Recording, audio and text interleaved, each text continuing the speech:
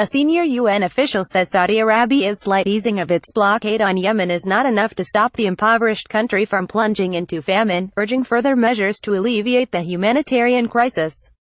"We welcome the easing of the blockade, the partial lifting of it, but much more needs to be done," Jamie McGoldrick, the UN's humanitarian coordinator in Yemen, said on Monday, adding, "Ports must be wide open, especially Hudaydah, for commercial and humanitarian goods so that people can buy cheaper goods. We must increase the number of boats arriving at the port of Hudaydah, otherwise prices will increase and more people will suffer," noted the UN official. McGoldrick went on to say that the UN was ready to participate in strengthening the cargo verification mechanism transiting through Hudaydah, a requirement of Riyadh. "We have 2 teams ready, but we have not had an answer yet from the Saudis for their visas," he said. The senior UN official once again raised the risk of famine, saying 95 out of 320 districts in Yemen were in a very difficult food situation. Elsewhere in his remarks, McGoldrick recalled that the world body was trying to meet the needs of 7 million Yemenis, who are facing an emergency humanitarian situation, but that the rest of the population depended entirely on the commercial sector, particularly for foodstuffs and the fuel. Following urgent calls for lifting the blockade, the Saudi coalition announced on Wednesday the reopening of the Hudaydah port and the Sana'a airport for humanitarian aid. But only a few ships have docked at Hudaydah and the nearby port of Salif since the blockade was eased.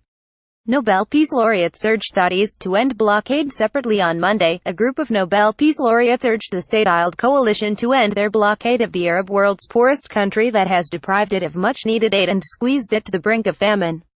The Nobel Women's Initiative in a statement said that the blockade rendered access to humanitarian assistance impossible for the people of Yemen, and denies millions of vulnerable and innocent civilians access to food, fuel and medical supplies.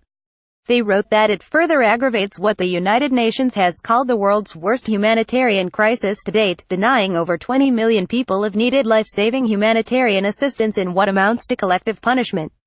Riyadh imposed a tight blockade on nearly all Yemeni air, land and seaports on November 6, prompting human rights and charity groups to raise the alarm over the deteriorating situation in the country as people, particularly children, are increasingly suffering from lack of food and medical supplies. More than 12,000 people have been killed since the onset of Saudi Arabia's deadly campaign against Yemen in March 2015.